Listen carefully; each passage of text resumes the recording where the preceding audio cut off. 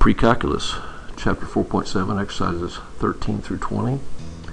In exercises 13 through 16, use a calculator to find the approximate value. Express your answer in degrees.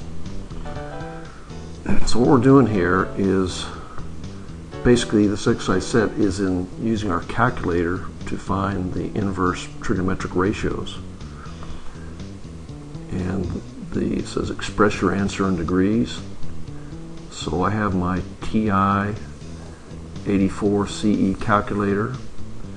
I see that my calculator is in degrees mode, so I'm all ready to go. That can be changed and will be changed later on. This is where we would change, go to mode. We could change to radians if we wanted to, and we will do that. And we want to find, again, the inverse.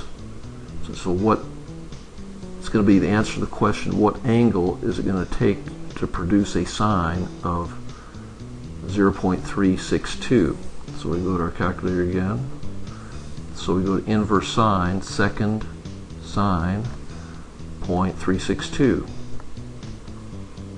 And we will have our answer here, which is, I'm going to go to the 100th place on these. So we have 21.22 degrees.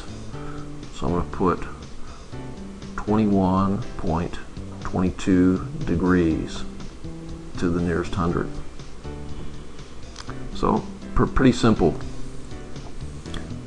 Next one I'm going to look at is, I'm going to explain 14, this arc sine, because I think this is the only place that we see this notation, this exercise set.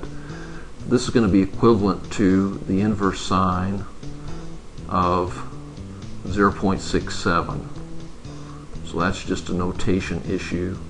So you run across arc sine, that piece of vocabulary, just don't be intimidated by it. That just is equivalent to inverse sine, that notation. Okay, next on our problem 15, we have the inverse tangent of negative 12.5.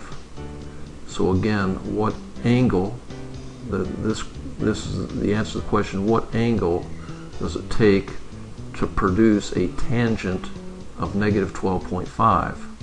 And again, we are still in degrees, so going to our calculator, we put inverse tangent, second tangent, so we can have negative 12.5.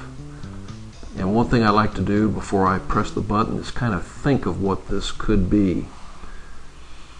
I'm thinking that this is going to be a negative 80 degrees or something like that, or maybe a little less than that even. So press enter. Get negative 85, I'll say negative 85.43 degrees. So equals negative 85.43 degrees. Okay, how do I know that? How did I get that approximately right? What happened is I knew that my rise over run would have to be negative 12.5. So I'd have to be looking at a slope here somewhere of down negative 12.5 over 1. And so we'd be looking at this kind of angle, which because of that relationship I know would be a negative angle. So the answer makes sense. So before you press your calculator button, I think it's helpful just to do a little bit of a thought experiment. For one thing, it'll let you know if your answer is completely off base, perhaps. Okay, 16 similar. Now, in exercises 17 through 20, use a calculator to find the approximate value, but express your answer in radians. So what tangent, what is going to be the value of the angle that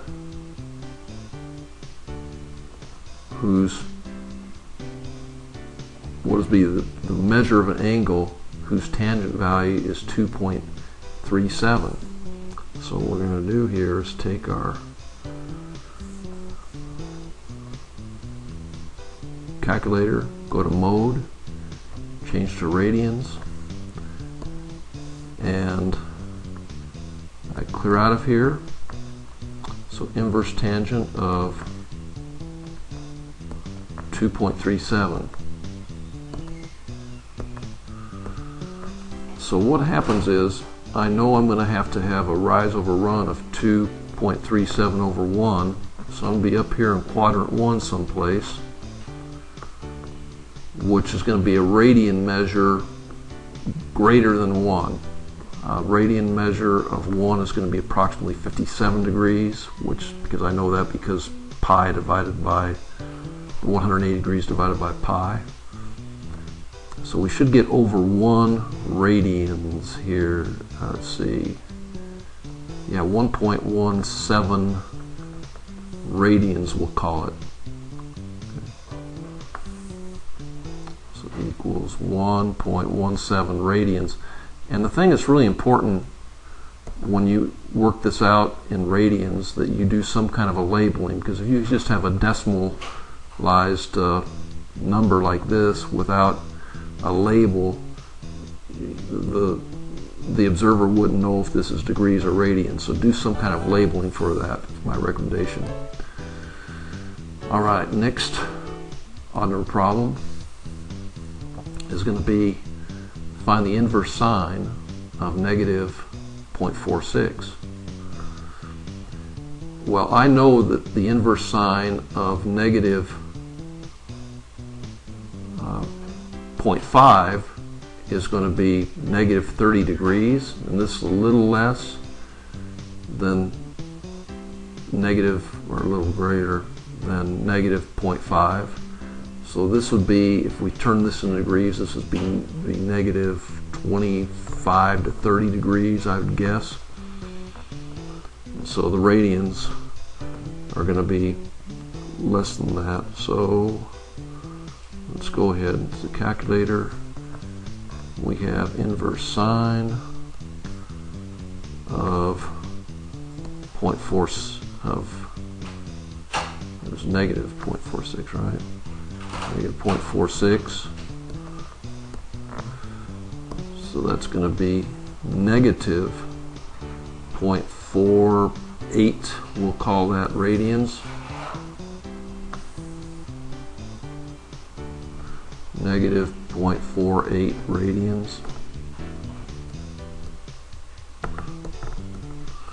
So that's going to be that. And we'll just take and what would that be in degrees? Let's convert degrees. I said it was going to be negative 25 to negative 30 degrees, just for fun. Let's look at that and multiply this by 180 divided by pi. Oh yeah, so negative 27.339 degrees. And then just taking a look at problem 20, we have the inverse cosine of negative 0.853. So I think we're going to get close to 3 radians, because that's going to be way over there. I'm just curious. I know I want to leave the odd number problems. Negative 0.853. Just can't help myself. So negative 0.853. It's going to be 2 points, negative 2 point something is what it's going to be, I think. Yeah, negative 2, or it's going to be 2.59, that's right. And 180 degrees will be equivalent to pi. This is going to be times, change degrees, divided by pi. Yeah, so 148.54 degrees.